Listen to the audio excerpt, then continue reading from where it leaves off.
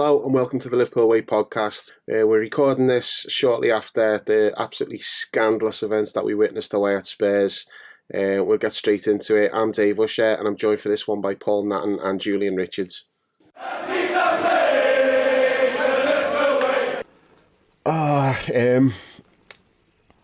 don't think I've processed my thoughts properly at the moment, so I'm just going to let you take it away, Paul. There's not going to be any structure to this because I think there's so much that needs talking about. We'll just freestyle, so just take it away. Start wherever you like. Yeah. I mean, I've got to where are we now? Are we about an hour after the game now, something like that. My head has been properly battered. Honestly, really. I mean, immediately after the game, I was all over the place in a way that I'm not normally. I mean, I'm particularly for a game where the stakes are relatively low. We're still in September. Might not be low at the end of the season, though. So agreed, but just so fucking unfair. So unfair. It's the unfairness, the injustice of it I really can't cope with. It's absolutely just done me head in completely. It's not just one thing or two things or a couple of niggly things. It's 3 or 4 absolutely fucking massive things when we've got the opportunity to go top of the league, and it's the nature of what's gone wrong. It's just not our fault that we've come away from that with no points. It's just not. It shouldn't be right. I mean, I have to say, I think the comment from PGMOL has just made it worse. How is it conceivable? I just don't understand how you can be at the very pinnacle of your career. You're refereeing or VAR, you're VARing. You're the video assistant referee in the Premier League. It's the biggest league in the world. There's literally millions, tens of millions of people around the world watching what you're doing live. And you make a decision for the disallowed goal that's as bad as that. You just have to lose your job. Yeah. You're not fit to do the job. And equally, the other fella in charge, what's his face? Webb, South Yorkshire prick. He should be resigning. Be sacked. Because he has made the whole thing.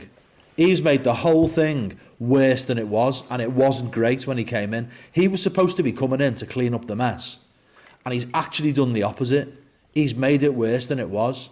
You see, for me, right, it's like you go to a restaurant, and you're expected when you go to a restaurant and you buy a meal to not get poisoned when you eat the food. And for me, it's a fundamental basic like that. To get a decision like that so incredibly wrong is like a chef mixing the raw chicken with the cooked chicken and serving you the cooked one with raw meat all over it. You get food poisoning and you're in hospital. It's like you should be in the kitchen again. Really, what it actually is you've gone in and you've ordered a meal and the chef's just gone, "Nah, I'm not cooking.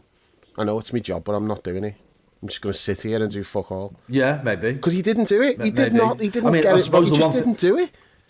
The one thing I'd say is we don't actually know what's gone on behind the scenes. We've had the apology, or it's not even an apology. We've had the explanation, but we don't know why it's happened. Did you see what Carragher tweeted about it? Gary Neville was saying on Sky. Because this is how he thinks it's gone down. He thinks he's gone off the defender who's with Diaz, and he's not gone off the defender at the bottom. It was Romero, I think, whose outstretched leg has played him on by a yard. He thinks he's not looked at that. He's looked at the other one and think, oh yeah, he's offside. Now, I don't think that's the case, but I think that might be what they put out and say that was the error. Well, I think that adds insult to injury if they say that. And the other thing, Dave, is the other thing that you always say, and you're right, is that liners are really good and they get it right live. How has the liner himself got that wrong in the first place? It's miles about outside. Half a yard, maybe a yard. It's miles. When it's an outstretched leg of a defender and a player running. We're talking about they get things right where they're literally there's half a centimetre. This is at least a foot onside. There's no way that anyone should be getting that wrong. It's absolutely. I can't get my head around it. It's battered my head so much. And that's before you talk about the complete misunderstanding of the Curtis Jones thing, the joke about Jota's first yellow. I mean, even the second yellow, I'm not really having that. Yeah. I can see there's an argument. But the whole thing is just an absolute disgrace. 4 red cards in 7 games. That's more than Jurgen Klopp's had in 7 years before this. But just the linesman on the pitch, the though, refereeing is not just in crisis. It just doesn't work. It's not working. The refereeing of the game is not working. Webb's come in, something's broken, and he's come in, and instead of fixing what was broken, he smashed it into a million pieces. He set fire to it, and then he's pissed on all the ashes, and he's just laughing about it because it's so much worse since that prick's come in. And you know what? This isn't even like... I could have told you that this was going to happen. We know. Liverpool fans know Howard Webb should not be involved in this in any way, shape or form. And this is exactly how I would have expected it to play out with that cunt. But just the linesman on the pitch, he's got it wrong. But I'm always like staggered at how many they get right because it's so quick. I can absolutely live with that linesman getting that wrong. I've got no issue at all with the linesman seeing it the way he saw it. But that's the whole reason why we've got that. And the guy on VAR is Darren England, who's like the specialist VAR. He's like their main VAR guy. So I'm not buying it that he's not seeing the guy at the bottom of the screen. And I'll tell you why. Because I'm not like a fucking qualified referee or linesman or anything like that. But whenever there's an offside, the first thing you do, you look at it and you go, okay, where's the last defender? And you look right along the line. Dave, it's not even a difficult decision. You can't miss the last defender. It's impossible decision. to miss the last defender, Paul. It's not possible to look at an offside and judge it from the wrong player. It just isn't. You look at it and your very, very first thing you do is you look for the last defender and then you look for the forward and then that's where it goes. Automatic. There's no way he's looked at that and he's not seen Romero. There's just no way. It's impossible. And it goes back to what you said there about he should be sacked. Well, he should be sacked. That's not a mistake that can be allowed to happen or that you can come back from. Things like this decide titles, and that is not like a linesman making a mistake. A linesman making a mistake, I'm totally fine with that. Shit happens. In the heat of the moment, you're getting one quick look at it. It's really difficult. But when you're sitting there with all the technology that you need, and you didn't even fucking need technology to see that was onside, by the way, and to just disallow it without even checking. And the word that was coming out initially was that they're trying to speed play up. Well, there was a decision at Everton today that took 3 minutes 20 seconds and offside, and it's fine. Take 3 minutes and 20 seconds as long as you're getting it right. That's the whole fucking point. You know, we're at a point now where we're accustomed to these delays, and no one's getting that pissed off about delays anymore. It's like, just get it right, and then we'll move on and get on with the game.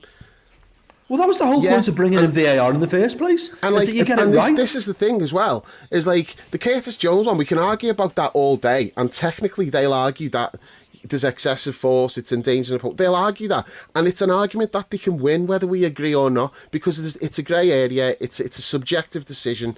This is not a subjective decision. This is like a black and white issue where they've got the technology to determine if he's onside or offside, and they did not use the technology. They just disallowed a goal and started the game like within 20 seconds or something. It cannot be allowed to happen without massive repercussions. That fella has got to lose his job. And Webb should go as well. But the guy who's made that decision, there's no coming back from that. There just isn't. It's so bad that I don't see how you avoid the idea that you've got to consider that there might be bias involved, because it's that bad. I don't see how you can rule bias out. It's so bad. I've been saying that for ages, but you just sound like, oh, you know, you've just bitter because the fucking decision's gone against you.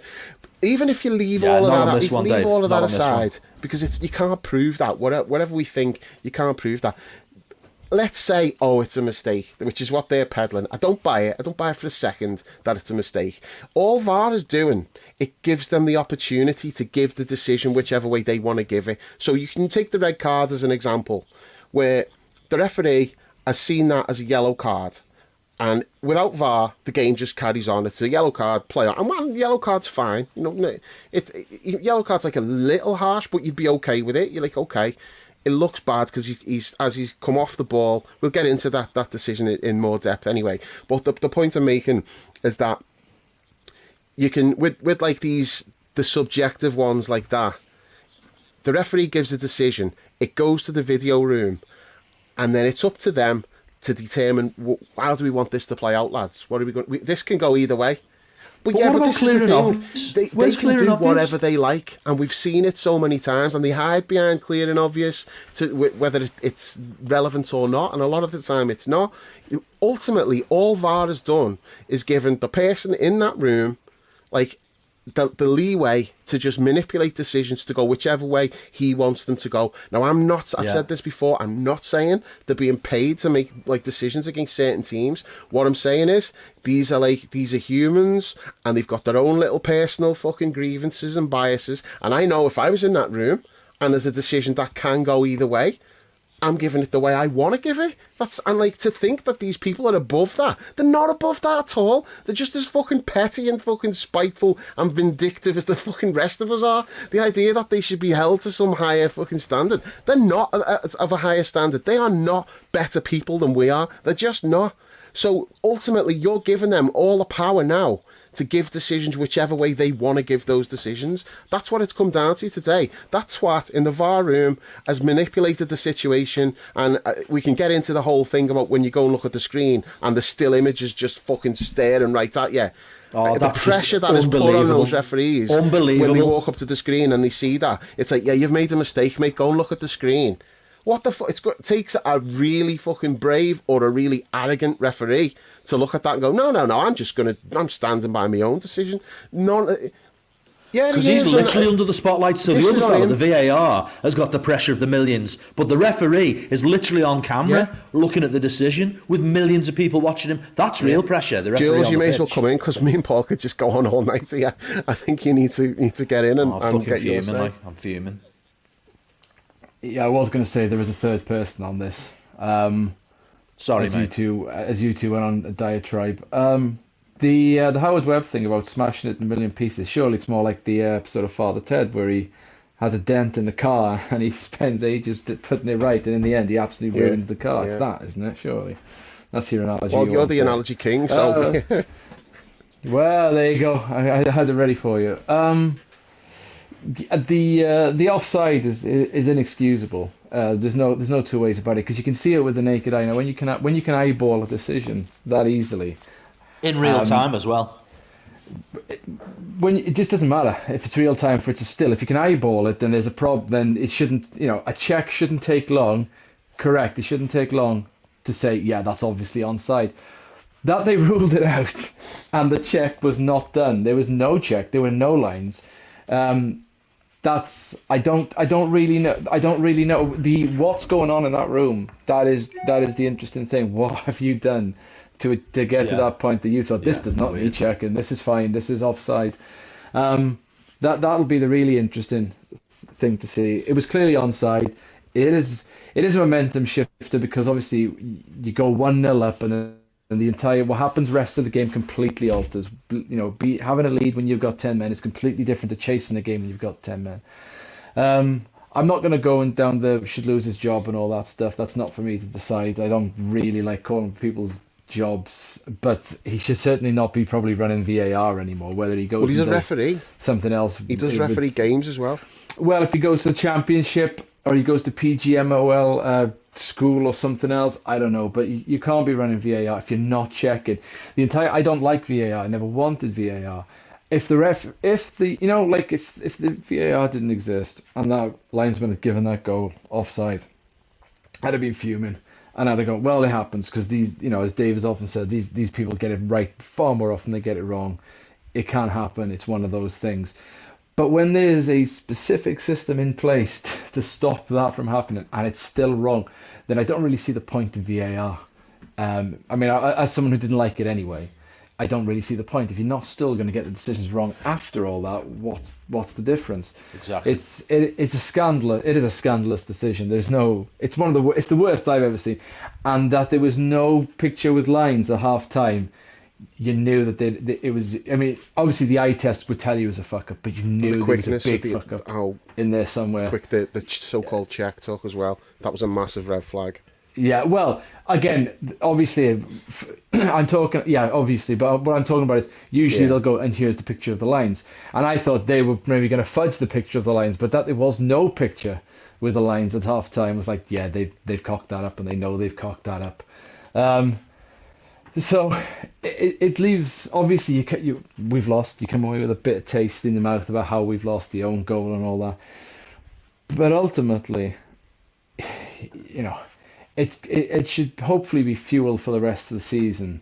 So if it's done nothing else, it's lost the 3 points, and we could have. That is the other thing, I suppose, is that going top ahead of Manchester City, you've got to get ahead of Manchester City. You cannot chase Manchester City. You have to be ahead of them to stand any sort of chance of beating them, and to miss out on doing that, not because of anything really.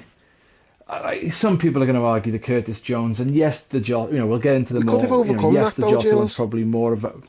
It looked like we could would. have. They could have. This is what I'm Curtis saying. thing, it looked like we'd overcome that because the plan was just about to unfold where Darwin comes on for like the last 25 minutes, and then that goes up with smoke.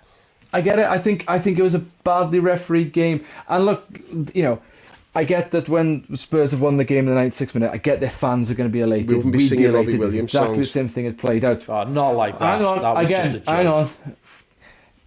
on. Okay, so we'd all be elated. We'd all be buzzing off the fact that 96-minute winner. I get all that. The Robbie Williams, inexcusable. Like of all the songs you can pick. Now, but I don't really get the Spurs players dancing like that because you were fucking it up. You were fucking it up. You had 9 men to play against for 20 odd minutes. You had 10 men to play for 50 odd minutes, 55 minutes, and you could not get it Maddison done. and Son both got fucking subbed, and they're giving it the beans at the end. I told you that Son was a cunt. Told you. I get. You did. I did. I get the Sky are going to say, "Oh, well done, Spurs," but I would be like, if I was Postecoglou, I'd be a little bit sheepish at the end of that. I wouldn't. I don't. To be fair, I don't think he was particularly chesty. I think he was, not sheepish, but I think he was sort of like, yeah, we played all right. We did well. Liverpool are a good team, but I don't really think Spurs were any great shakes there. And yeah, I agree. If with 10 men bringing Darwin on, I think there's every chance that they go on and win that game.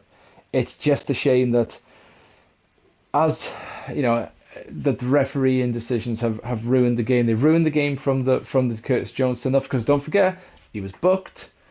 And again the VAR put that sending off.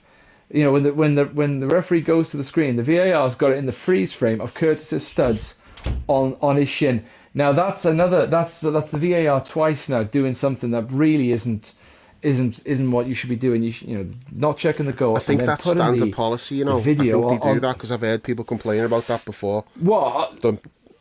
But all right. I've so never seen that's standard policy. No, but listen though, but just then, one quick point on that. I counted, and it was on the screen for about 8 seconds while the ref was looking at it. They didn't move it on. They kept that still frame there for ages. Yeah.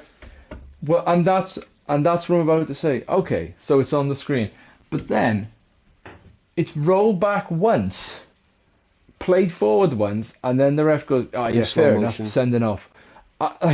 In slow motion, that's clear and obvious error. So yeah, anyone who's ever played football, if you put your foot on the ball at full speed, there's always a chance your ball. It's a sphere. It's always a chance your foot's going to roll sphere, over so it. you're going to bounce off it as well. The balls are much lighter these days. They go a lot further. It's just absolutely incredible that would be the conclusion when it's already been a yellow card. It's a shit show. It's tough to take, but I think weirdly, Klopp and the players will probably use it to propel themselves forward. However, the fine margins of losing 3 points when you shouldn't have might have serious repercussions at the end of the season. And as Klopp said in his press conference after the game, when they told him what the PGMOL statement was, if we lose the title by a couple of points, it's not going to put an asterisk on it, is it? And say, but Liverpool got screwed. But just on that point. Just one more thing, and I'm going to hand it back over to you. This kind of stuff never seems to happen to Manchester City. I know. It never used to happen to Man United either. But I'll actually... Let me just come back on that point Jules has made, Dave, please. So that point there about it'll spur the players on, and that'll spur Klopp on, it'll galvanise us. I'm sure you're right, there will be an emotional reaction to it. But what I want to say is that I don't think we needed that. No, I don't think, because I think things have come together really, really, like, bizarrely well for us. Like, look at the amount of changes in this team, tactical in terms of personnel, And we've had an amazing start to the season. Not perfect, but an incredible start to the season. And I thought the first, whatever it was, up until Curtis sending off, I thought we looked a really serious team. I thought we looked really good in what was shaping up to be maybe our biggest test. We were going to take them to the cleaners today. Sense. You could see I think we'd have battered them because I think they were playing well. I think Spurs were playing well, and a lot of their players were putting in good performances, and they were pinging it round. They were trying to play through us. They weren't overawed by our press, and we were pressing incredibly hard. But I think we looked really, really at it, with the one exception of maybe Diaz. But everyone else looked right at it. And I'm sure, the players will... Jules is right. The players will have an emotional reaction. They'll all sort of get together and say, we've got to put this right. But I don't think as a team and a club and a squad we needed it. I think we were mentally in a really strong place anyway. And that's another thing that just makes me so frustrated about the whole thing.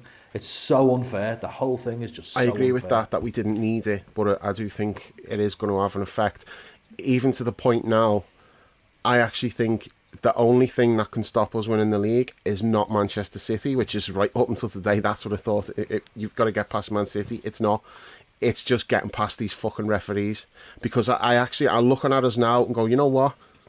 We don't have to worry about Manchester City. I don't think we need to look at that and go, oh yeah, we're playing for second or whatever. No, I actually think it's the only thing that's going to stop us is fucking getting screwed by refs, because I just think that we're so fucking good. We're way better than I thought we were going to be. And just seeing like that today, even with 10 men, we would have won that game with 10 men. I'm fucking sure we would have won it. Yeah. Tottenham were not giving us problems. And Tottenham have been talked up all season, even after the game, oh, Tottenham are second in the table, blah, blah, blah. Stu made the point in the chat, and he's spot on. He's like, if Joel gets his feet right, Spurs are getting fucking slaughtered for how they played against 9 men there today. But that one little incident at the end of the game, and suddenly the fucking singing and dancing to Robbie Williams, and everyone's smelling themselves, we're second in the table. I mean, they laugh at Arsenal. They're fucking worse than Arsenal. Yeah, I don't want to hear them saying another word about Arsenal. The way they were carrying Incredible. on. But no, I'll call it now. I think we'll win the league. I do. And I think the only thing that'll stop us is fucking referees. And if we miss out on the title by a point again, you can just fucking go directly back to this game today, as that's where it went. Forget what happens from now and other points that we may or may not lose. It comes down to this, because this was a fucking scandal, what happened today. And nothing will happen. Do you know if there is any bounce back? Nothing that should happen. You know if there is any bounce back in a reaction to today's results, what it should be is referees up and down the country thinking Liverpool have been absolutely shafted and they should be looking more favourably towards us, because that would be the real justice. That's what really should be. That's what really should result in the injustices of today, because it was so bad. I can't believe there's a single referee in the country that's seeing that and isn't going, oh my God, this has just shit on every single one of us. It's so bad. It is so bad. Do you think they're asked? Do you actually think Paul Tierney's sitting there thinking that? I think we should all be humiliated seeing that. It's basically they all should look be, like but pricks. they won't. They just the little fucking traffic warden bastards. They don't think like that. They've got that little bit of authority. They think they're untouchable. They can do whatever the fuck they want. I'd be ashamed if I was that fella, honestly. They should be ashamed. They fucking should be. And I know refereeing's hard. And my issue's very rarely with the referees on the pitch. It just isn't, because I know how hard that is, and it's we do go overboard about them sometimes, and refs on the pitch can make mistakes. The first booking for Jota today is a joke. The second one, he shouldn't have booked him for the second one, even though he could. He shouldn't have, because he should have been told, look, that first booking, he hasn't done anything. It's the tiniest bit of contact that's totally accidental, and you've given him a yellow card. It's like when they wanted Trent sent off at Newcastle, and the ref didn't send him off for the second one. And he's right to not send him off, because he'd fucked up on the first one. And he's like, I can't be sending him off when I've given him that stupid yellow. I'm not giving him another one straight away, because that is on me. I've got to be a bit more lenient. And that's what should have happened today. He shouldn't have booked him for the second one, even though it might have looked like a booking. I don't even know if he touched him on that one, to be honest. But he's lunged in, and if he's not already on a booking, you wouldn't have an issue if he got a yellow for that. But the referee's got to look at that and go, oh, that first one was really soft. I'm gonna allow this, but I'm gonna say to him, look, one more, and you've got to go. You've just got to, even like the Curtis one. This is the thing. What seems to be lost now. A red card should be an absolute last resort, where it's look, I've got no choice. I've got to send you off, because this is going to impact the game so much, and it isn't. Chelsea got a player sent off last week for fuck all. It was similar to that today. What about the booking on Robbo today?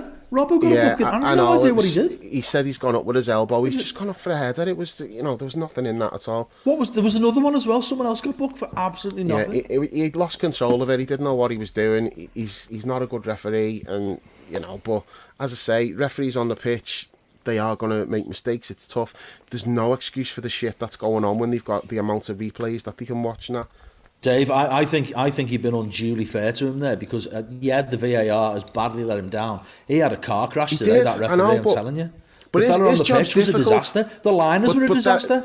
I know this is all I'm saying. But they're at the top of the game. All I'm saying, Paul. The top of the game. That's like saying don't criticise a world-class striker for not scoring for 10 weeks. I do say that when people are on Darwin's case. I'm the first one to fucking say that. So, honestly, it's the basics of the job. He said world-class. Hey, we'll have less of that. No, all I'm saying is that is a difficult job. Being in that room, looking at videos with all the technology, it's not difficult. Any one of us could do that shit.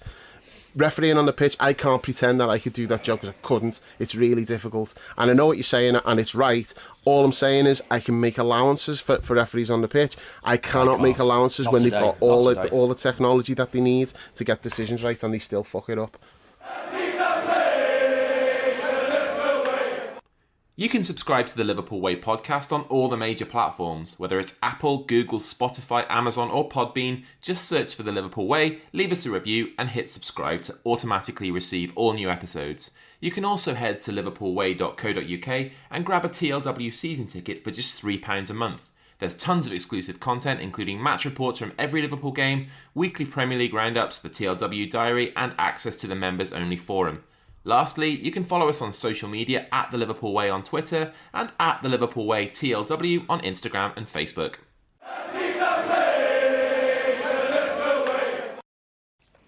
What it is that I think video technology in sports, where it's a very fast-paced sport, doesn't really work very well. Because I'm thinking of all the sports that have video technology, replay technology. It's all right in tennis, isn't it? Hawkeye's all right in tennis. It's all right in cricket. It's all right in rugby. It's all right in baseball. It's kind of arbitrary in the NBA, and it's very arbitrary in the NFL. Partially because sometimes the NFL's rules are quite archaic about what doesn't constitute a catch. But those two are the fast-paced sports. Isn't it more about football? The laws, what's black and white, rather than it's where you've got subjective decisions as opposed to black and white ones? Well, in the NFL, definitely. So in tennis, the ball's either in or out, offside. Well, yes. Yes. You're either in or out. In the NFL, what isn't a catch and what is a catch are two very different things. As is roughing the passer, and in the NBA. But I think it comes down to, I think a lot can be subjective in football as well. Like this is why the offside is so egregious, because that is fairly black and white. You're either on or you're off. Well, I heard today they're talking about bringing Hawkeye into offside. Didn't they have it automated in the World Cup or something? Semi-automated, yes. Does the Champions League have it as well? And we've said no to it in our league. Yes, that's what he said at the end. But I don't know how well the automated system works. To be honest with you, it should again. Well, no, it can't be worse, because this didn't do anything today.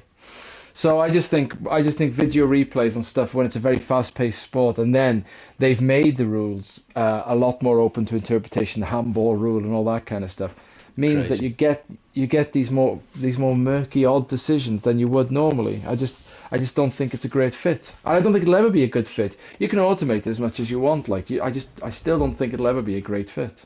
Yeah, you're right, Jules. You're right. I'm fucking fuming. Honest to God, I'm so fucking angry. It's bad, this, like.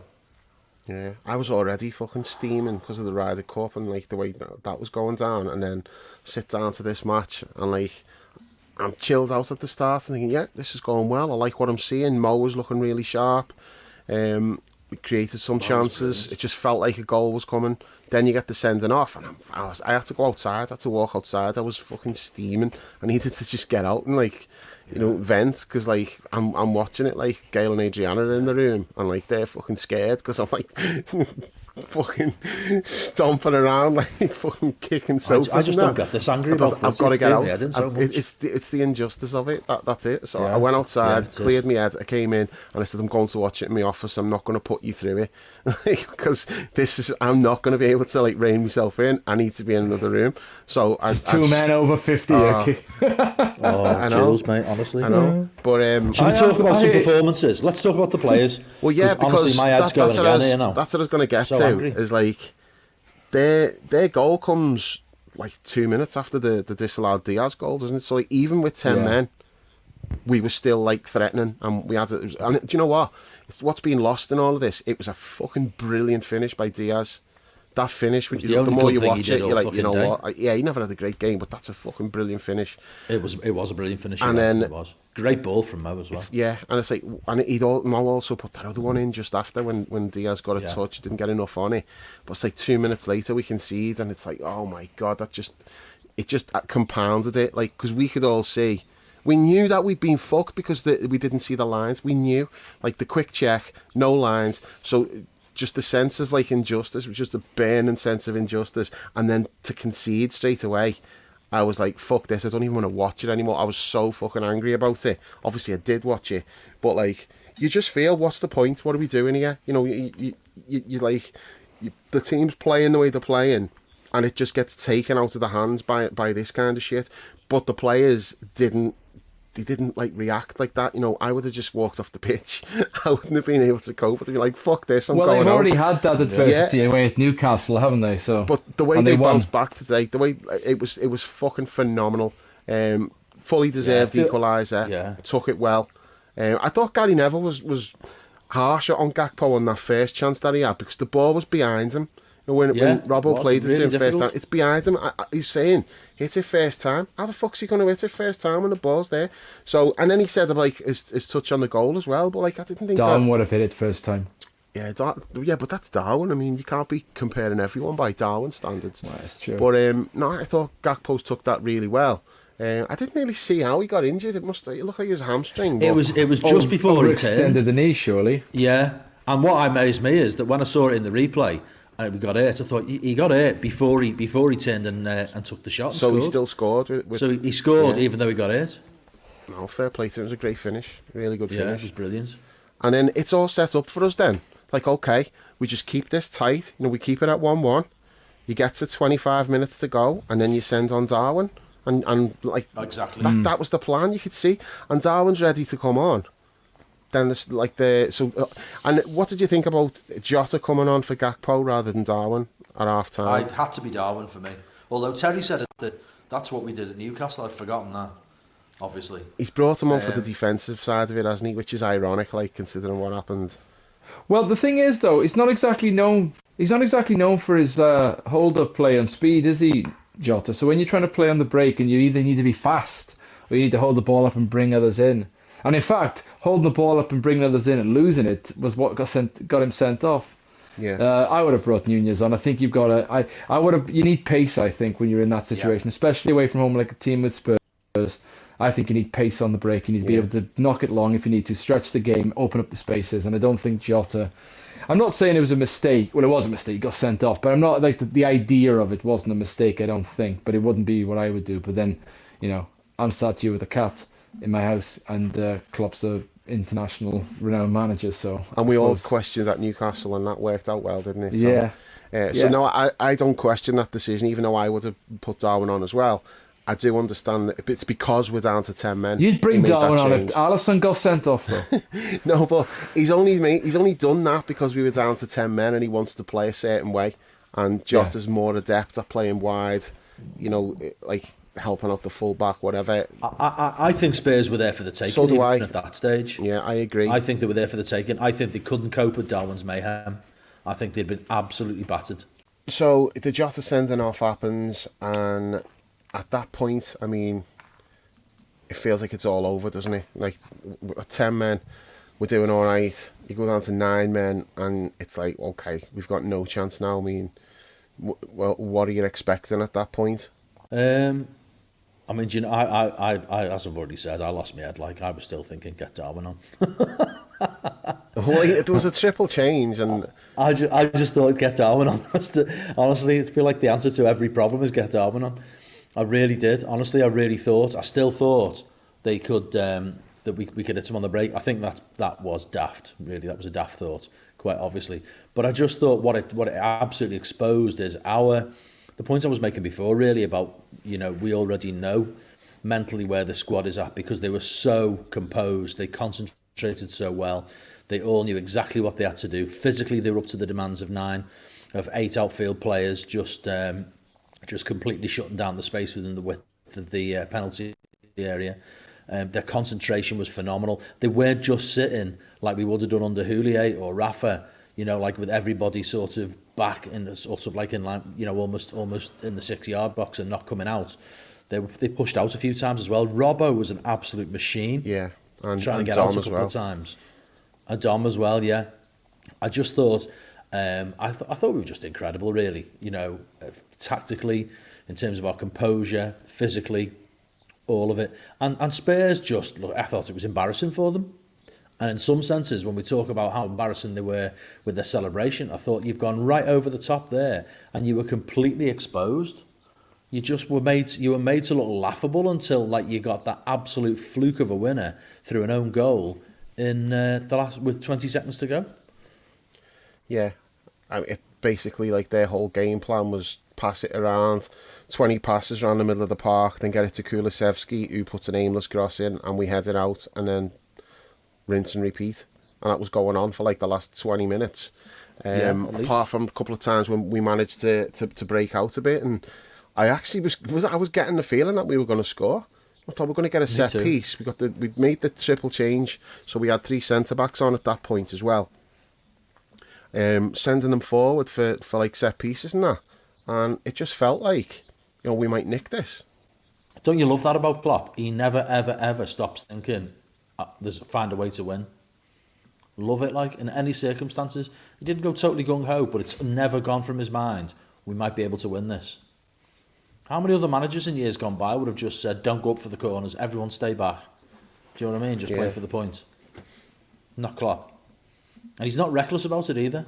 We weren't playing recklessly. We were playing really well, but he hasn't ruled out the possibility that there was a chance that we could just snatch something. Yeah, there's no quit in him, is there? He's even in a game like that where we're down to 9 men, we're playing a back 5, 3 in front of them, no forwards, and you still think, if we get one chance here, we can nick this. And I think when we got to about 94 minutes, I thought, okay, we're all right now. We're not going to lose this, because we never looked in any danger. It's not like Alisson was really having anything to do. It was Spurs had totally run out of ideas. And then they just have that one moment where they fired a good ball across the box, and then that happens, and it was just utterly heartbreaking, wasn't it? It's going to take a while getting over this one. I should say, it's not great for Matip. I feel sorry for him, but it's not, I don't know what he was thinking doing that. I really don't. It was not like there was a lot of pressure on him when that ball was coming in. It wasn't like someone breathing right down his neck. It's a real miscue from him. Yeah. A real miscue from him just to do that. Just a little bit of there might have been tired. Yeah, no, I get that, but it's still, I feel sorry for him, and I don't blame him as in it's your fault we lost the game. There were many other factors to why that game was lost. But I think it was and I've got a lot of time for Matip, I always have, but I think that was a pretty bad lapse in concentration. And to be 30 seconds from the end, that's the absolute, just the drizzling shits of the way to lose a game, to an own goal in the last 30 seconds. Yeah. And again, I get the Spurs players are going to celebrate like they've won the European Cup. And in many ways, if you're a Spurs fan, you might think that's just desserts for that Mane penalty in the first couple of minutes in the European Cup final, because that was the iffiest of penalties back then. So that's karma. I like to think, I don't think this would happen, but I do like to think that maybe PGMOL Webb will call up Klopp and go, yeah, right, tell you what, look, we'll just call it quits. You yelled in the fourth official's face and bumped the lines, but we were coming down hard and we fucked up massively.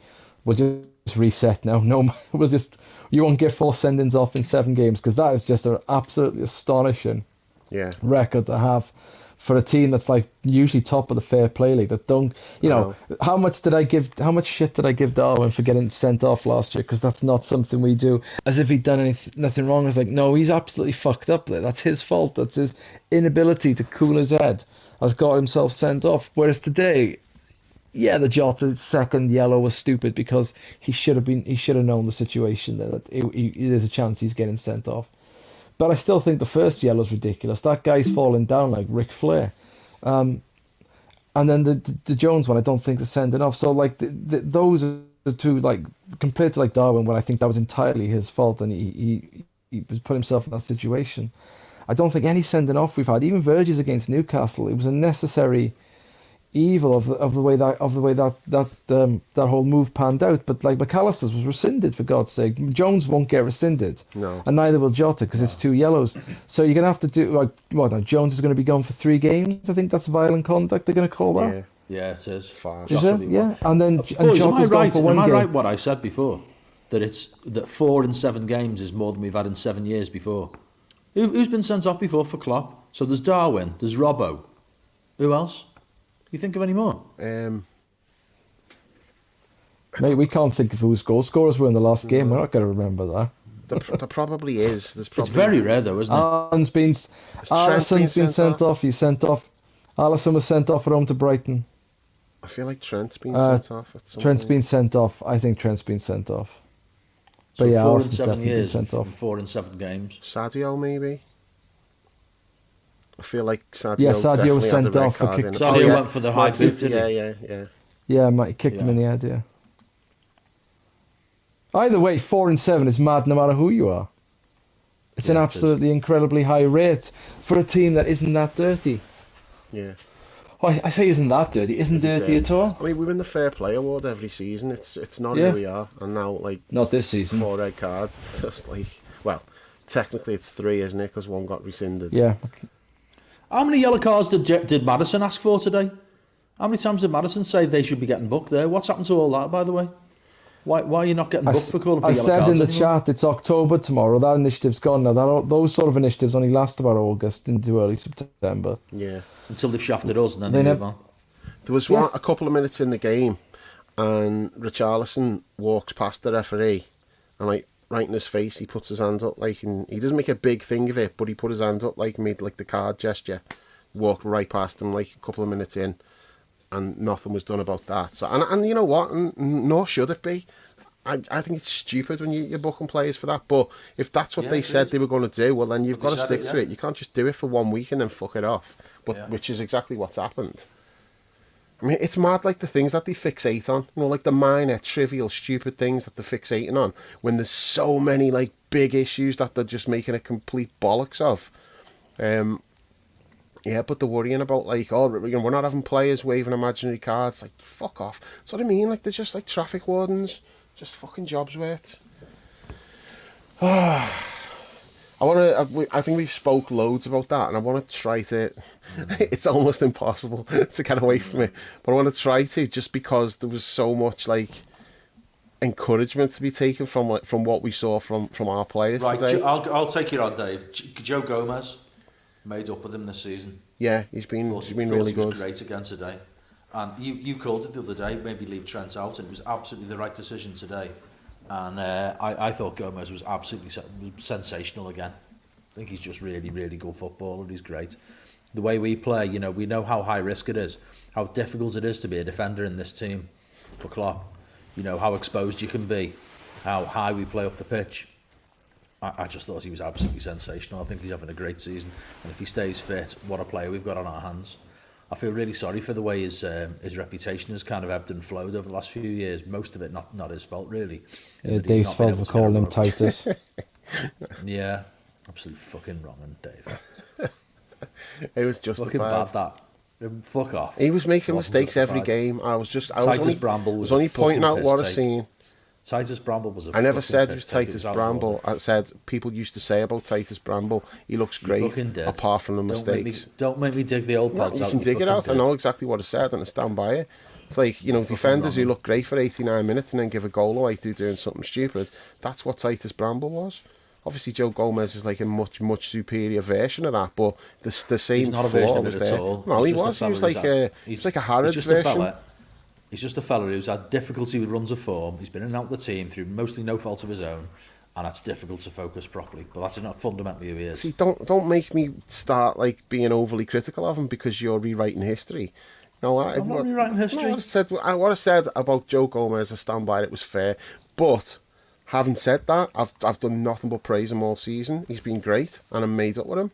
So I've got absolutely no problems with Joe Gomez, and I said I'd keep him in the team. And Robbo's looking more like Robbo rather than That's like true. the he pushed on loads castrated today, version of himself that we often see when Trent's doing like the inverted fullback thing. McAllister. Let's talk about McAllister in that 6th position. I don't know. I like him as a player, and if you look at all the facts and figures that come out about him in that position, he's clearly doing lots of things right. But I just worry that his lack of pace is going to get exposed there. It's what I really want, somebody who's really mobile in there. And he occasionally just doesn't move the ball fast enough or doesn't move his feet fast enough. He hasn't really been humiliated or exposed too badly, but I just feel like he might be at the wrong time against the wrong opposition. I know it's one of the things that Klopp does. He likes multifunctional players, and certainly he's playing well there. I'm not saying he's shite or anything like that. He's not. He's playing well there.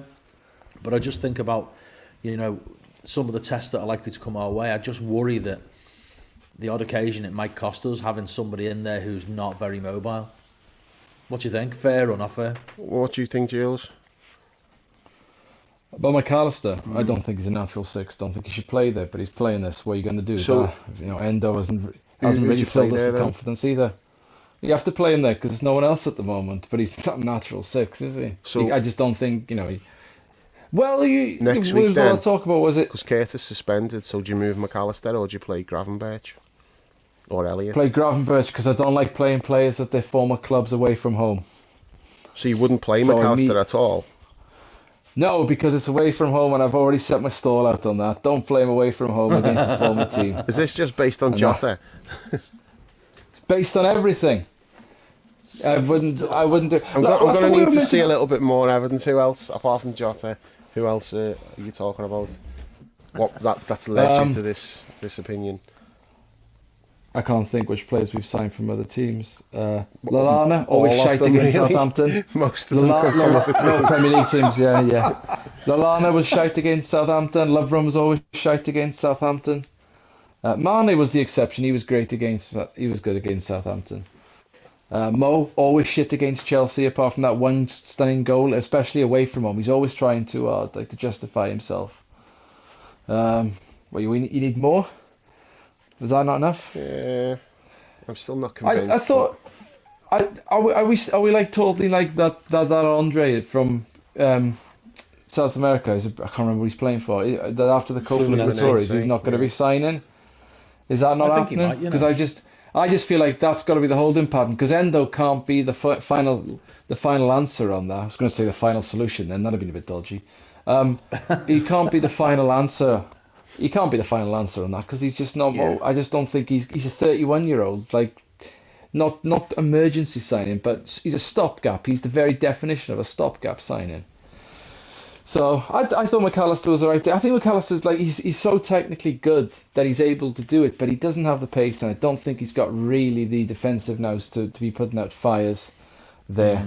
All joking aside, he'll obviously play next week. He'll obviously play in that 6, but. It's funny that no one's ever mentioning Elliott getting in that midfield 3. Well, that's what I said about next week. What? Yeah, that's what I'm saying. It's funny, but we never we're talking about Gravenberch or whatever, but we're not really mentioning Elliott. He seems. I suppose to be for me, Jules, it's who he gets in ahead of because he's not playing as the 6, so therefore he's got to play as one of the 2 top of the. No, McAllister's playing as the 6. Yeah, McAllister's playing as the 6. So he's not Harvey's not getting in ahead of. He's not getting in ahead of Dom, but I don't think he's getting in ahead of Curtis either. Now potentially that maybe does open the door for him while Curtis is suspended, but I think Curtis is one of the first names on the team sheet at the moment for me. Well, he's not next week. I think he's probably been the best player of the season so far. For the next 3 games, he's not on the team sheet, which is why. No, I said about. No, but Jules was asking why have we not thought about Harvey before this. I think he's mainly meaning about now, though. I don't think any of us thought Elliott should be playing ahead of like. We'll put it this way: I would probably have Harvey in there ahead of Gravenberch next week. I think he deserves it more. I like Gravenberch as well. I'm not knocking him, but I'd probably stick with McAllister in the 6, despite what I've just said about me misgivings about him there. Fundamentally in that role, I'd have Harvey and Szoboszlai as the other 2 of the 3. And then the only thing is, do we bring Trent back or do we leave Joe Gomez there against Matoma? I think. Or Paul, do we leave Gomez in and put Trent in midfield? Yeah, well, you could do that now. It's an option. What was the 6, Jules?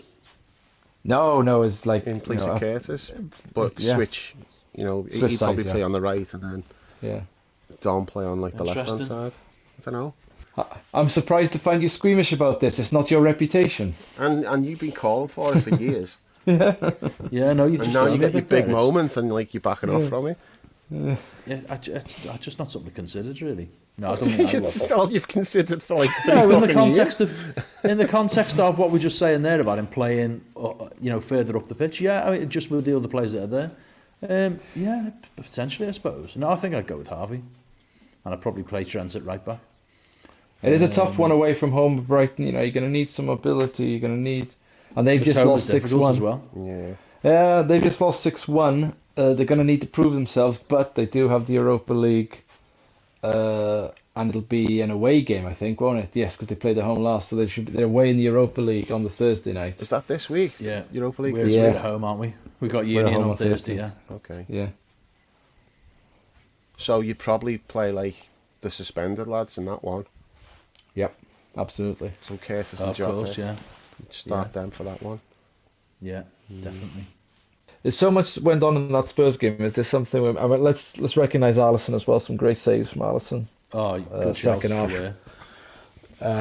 Not as many as you would have thought that he'd need to, though. Well, that's down to Spurs' inability to break down or sort of, as Gary Neville pointed out in the commentary, they weren't really adapting their game plan from playing against 11 or even 10. They were just doing the same things. But now our defensive formation was like lined up with 5 basically across the 18-yard box. And they just went until the very end. They weren't really deviating from what they were doing. But of course, even at the end, they got lucky because again, I think it's fatigue, but it's a bad mistake from Matip to put that in the net there. It's the harder thing to do. I think you just like knock it out of play, touch it out of play, and he just like sort of went, I'm going to volley. I think he thinks I'm going to volley this into the crowd as far away as I can, and he's not thinking clearly about where he should really be putting it, and that's why it's ended up in the net. Because I can't anything else inexplicable. And like again, what a man Alisson is. They getting him at the end, getting him like, look at me. Yeah. It's not on you. It is on you, but it's not on you. Joel couldn't look at him now, could he? No, well, he's hard. He's just trying to push away. Lord, just leave me alone. I'm gutted. Leave me alone. Yeah, I think Klopp recognised that as well because he gave him a quick hug and then he let him go. Yeah. Sometimes you got to process it on your own, haven't you? Especially back in the dressing room. I'm trying to think who else needs a shot. I mean, I thought Mo had a great game. The only thing with Mo, I'm like he's always his one-on-ones. He's always trying to take players on one-on-one, and the frequency with which he actually does not get past the man in a one-on-one. I wish he'd just knock it around him and go for a burst, and at least he's probably going to win a free kick. Maybe not because he never gets free kicks, or he'll win a throw-in or something. But he never seems to wanna. He always seems to wanna like dribble at them and beat them with skill. But very often they just seem to treat them like it's a video game. Press the B button and put the foot in, and the ball just takes the ball off him straight away. And he got booked today as well. Yeah, he did. He said it was for kicking the ball away. It wasn't for kicking the ball away because he kind of crossed it as the whistle went out, and it was like a bang bang thing. It was his reaction, because he was not happy with the decision. Which, when you look at it, he's barely touched the player. Put his arm on his shoulder, he's barely touched him, and Mo never gets fouls for that. So to get a foul against him for something that happens to him constantly in a game, I can see why he was pissed off, as well as the context of everything else that had gone against us. I think it was the context of what was going on in the game that is what's wound him up more. It's a chance to get down the other end of the pitch, stretch the game, maybe win a free kick, and instead he's giving away the free kick. But that, like, how often does that happen that an attacker will like graze the defender goes over, and it's an immediate free kick? Yeah. It's almost like the officials are sort of like ingrained in them. They go, "Oh, a defender wouldn't fall over in that situation. It must be a foul." Yeah. You know, because again, I think we all ultimately have to come to the conclusion, which is 99% of footballers are cheats. They'll do whatever they can to gain an advantage and beat the system. It's just what they do. It's how the game is wired up. I've said it before. They appeal for throw-ins that they know aren't theirs all the time. It's just what they do. So I can understand Mo's frustration, but at the same time, I wasn't surprised the defender was going down there. It just happened. It's part of what they do. Well, Costas went down the other night and didn't get his free kick, did he? It's one of the rare exceptions. I'm not one to go in for refereeing conspiracies, and it is difficult because obviously I'm looking at through the lens of Liverpool, and so, you're always a little bit biased. But it does seem to be that either Liverpool is shit at being able to win these sorts of things, or they're really naive in how they go about things, and I can't think it's the latter. I can't think they're naive. But they're not as good as other teams at doing it. It's very, very strange, and it's very frustrating when you watch, especially at Anfield, when away teams come and just do all sorts of like fall over chicaneries, and the game's getting broken up, and the crowd's getting irate. And I'm thinking, when we try it though, it's just like no, play on. And you're like, wait, what happened? How does that work out? It just not unfair. It just seems a bit weird. Alisson got booked as well. Time wasting. I didn't even think he was taking a long time. Considering what we see all the time, that goes unpunished. He's probably just looking for a player to pass the ball to, because there was only 8 of them in front of him. That's exactly it. Everybody's marked. Like, literally everyone's got someone on them. So he's looking, and then eventually it's like, okay, I'm just going to have to kick it long. But you've still got to wait for them to get up the pitch. Here's how shit Spurs were. I think he hit at least 2 of them directly to Robbo, who was unmarked, when they had 2 players more than us. And we got in on the right-hand side a couple of times as well. Yeah. It was strange. Yeah, Spurs aren't the great. That's not the great. It's a great Spurs win in how that they've won in the 96th minute. They've won a late game again against a top 6 team. So the result is a great result. There's a great Spurs win. The performance, that is not a great Spurs win. Yeah, when they come to Anfield, because I fucking themselves. want to batter them. I want to absolutely fucking batter them. When's that? All that being said, like, Spurs weren't the problem today. I don't feel no, like. they weren't, no. What's that got to do with it? I didn't like this. Pissed off. I didn't like I the want revenge on celebrations. somebody. I know. I want to shove the celebrations up their arse. Don't get me wrong. Yeah, exactly. But Spurs were not the reason, like, that happened. It's not like their players were like, doing anything egregious, especially. Spurs were not the reason we lost. Yeah. They weren't. It's true. That's probably the best way of putting it. Spurs were not the best way. Were not the reason we lost. Like, the bizarre thing is, you come out of that, like, going into the game, you're thinking this is a big test. Spurs are doing well this season. Let's see who they are, and if they're someone who we should be concerned about. And I've come away from it. We've lost, but my opinion on Spurs is much less than it was. You mean just fucking plummeted? Yeah, it is. Yeah, it's like, I agree. I'm looking at Can't believe you missed that one. I know. It's just, I've had a bad week. I've got COVID. I've still got it. I tested positive again today. Just won't fucking go. I had to deal with all that shit today, so my brain's a little bit frazzled, and things that I'd usually immediately hit on are just not there. I mean, that's an open goal I've just missed. I never miss open goals. John will tell you that. But, like, I've lost my train of thought now. Was a train of thought? No, something that's just come to me. I got something wrong the other night, didn't I? Someone corrected me. Something I said the other night that was wrong. Not about me saying I had charisma. I'll take that back as well. I wasn't being serious when I was calling myself charismatic. I just want to say, Dave once made a comment earlier this season to me when I don't mind my own company because I'm boss. I was talking about. And John told me, so that's how I know. I was talking about because I grew up as an only child, and I tell you what, that's one of the greatest things he's ever said. It was just tremendous. I've never been bothered by like my own company at all. Well, no, the whole charismatic thing, I was taking the piss. That was not serious. I was deadly serious about the Jota finish being something that was my trademark. I'm not backing away from that. I will back away from the charisma thing. That was a joke. But now I got something wrong. And so I'll tell you what it was. Talking about Jota and the music thing, remember? And I said he doesn't like Fleetwood music. Mac. Yeah, it wasn't Fleetwood Mac. It was Sting. It's even more random when he was like, I don't like music, and he's like, oh, but I like Sting. I'm like, where the fuck did that come from?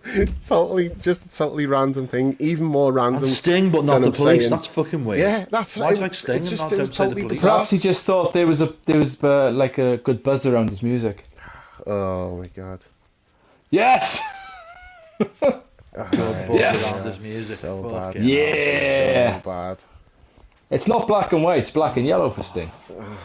It's getting worse. Do you know what? I should just get my dad on next time. It looks like you stole his joke book. Is there any more football to talk about? Because I know this is scraping the bottom of the barrel now. Yeah. Have we got anyone left listening by this stage? Well, there's plenty of football to talk about in terms of the game, but the pod's been so unstructured in the rantings that it's hard to remember what has and hasn't been covered. Yeah. I mean, it's what happens when you do it an hour after the game, right? The emotions are, especially you two, the emotions are running high. You're fuming. Yeah. It's hard to construct a coherent thought. You just like those fucking, My whoever, fear refs. is just that we're going to get to like the latter part of the season, and we're going to be right up there, and we're going to just keep looking back at this. Do you want to know how you avoid that? Win every game. You beat Manchester City. I know. You beat Manchester City. I do think like that. That's you've got to do that. If you don't do that, you're not going to finish above them, and not necessarily beat them twice, but you've got to take 4 points. You've got to take 4 points up. Yeah, you got to take 4 points. Doesn't matter where you win. Winning at theirs is probably actually a better thing, just to go in there and beat them and then take draw at Anfield. But also they always shit themselves at Anfield, so it's more likely to occur at Anfield. But yeah, there's been too many times when I don't know. I feel like it's away is first. Yeah, because it's always the other way around, isn't it? I think this time it's different. Yeah, I feel like away is first. We've got a tough run of games as well coming up. Christmas time, I think we've got like Manchester United, which is not tough because they are shite. But they're shit. No, but you never know if the after we beat them 7-0, it should be a fairly. Is that home or away? We should beat them. That's home. We've also got Arsenal at home. We've got Arsenal at home just before Christmas, and then we've got Newcastle at home just after Christmas, and we've got Burnley away in between that. Not worried about any of the home games. We'll win all them. Away, I'd call them difficult games, but not. But I think City is the end of November, away from home, end of November. I wonder how we'll get screwed in that one, because there'll definitely be some way where we get screwed. Well, again, it's not that we get screwed. It's that City very rarely seem to get screwed. And in fact, get some really like was the John Stones goal against Arsenal last year, like some properly contentious decisions they seem to get. I couldn't tell you. Yeah, I don't generally watch them. About 2 years ago. I just try to pretend they don't exist. You'll watch this week's though. I'll watch the highlights of that. I'll watch if they get beaten, but I don't watch them live. And if they win, I don't watch the highlights. I just avoid them. No, I didn't watch it live. I watched the highlights, but it's just when you hear if it's an egregious decision or whatever. But yeah, that's the thing, is that it seems to happen. I mean, I'm sure other fans think it happens for Liverpool a lot, but they never seem to get dodgy decisions against them to Man City. No, they don't. That's true. Yeah. Wonder why. Yeah. So do you want to just discuss the upcoming Europa League game, or we just like? But it'll be the same team as the last one. Yeah, let's do a couple of minutes on that. So it's going to be. Do a couple of minutes on this is McAllister's brother's team, isn't he? Yeah. Probably the weakest team in the group, so should be a comfortable win with the second choice team. I don't think there'll be too many changes from like the cup game last week. No. Would Virgil be playing? Would we have a senior centre half in there? I doubt it. No, I think it'll be Kanate and Kwanzaa. Yeah, I think it'd be Kanate and Kwanzaa. Who plays right back? Maybe Trent. He needs the game time, doesn't he? Maybe play Trent. Or Bajcetic. Not sure because the Klopp was saying they've got to be careful with him. That's why he didn't play last week. He only got 10 minutes at the end. Right. Unless he plays Curtis there again. I don't see why you would I play Trent. when Trent needs the games. Even if you just give Trent 45 and then somebody else fills in for the other second half. Obviously, Costas, left back. Kelleher in goal, midfield Endo, Harvey, Gravenberch, or Jones. Whichever one is going to play at the weekend, leave them out and play Curtis. Yeah. Forwards, Doak, Gakpo, Jota. Gakpo might be out. Gakpo might be injured. True, yeah. I think it'll be Doak, Jota and Nunez. Give him a little run out of his... Why didn't he start today? What was wrong? Don't know. No idea. Who? Nunez? I think. Nunez, yeah. Tactical. I think it was a tactical thing, how he wanted to play. And then you've got him in reserve when the game gets stretched. I think that's all it was. Obviously, I'd always start with him, but I do see the logic. Okay. So, yeah, he might play just for a run out. But again, the Brighton game, that's going to be a tough one. Be an interesting one. Yeah. Next Sunday, 2:00. And here's what's important. That is must win. Not because we lost today, but because Arsenal and Manchester City play each other next week. So is that on telly next week, the Brighton game, Jules? Yes, on Sky. Right, yeah, you've got to be careful with them 2:00 Sunday ones. They're not always on telly, are they? No, I think because obviously anyone who played in the Europa League is playing on Sunday, but I think we were the game selected before that. Let me just double check for you. That's November. That's way too far. Yeah, yes, we're on Sky. It's Brighton Liverpool followed by Arsenal Manchester City. So that Arsenal Manchester City game, and Newcastle are away at West Ham as well. So there's a couple of games there where if we win, some of the damage that's been done today can be undone.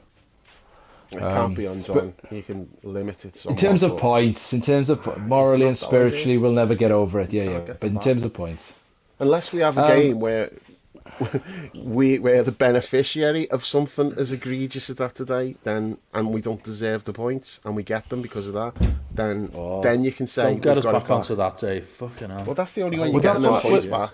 There's no other way of getting them back. Listen, Spurs are away at Luton next week. The mighty Luton won at Goodison today. Can't even laugh at That's Everton a 12:30 because I'm so kick-off. pissed off at what happened to us today. No, they lost to Luton at home, mate. You can laugh at Everton. Everton lost.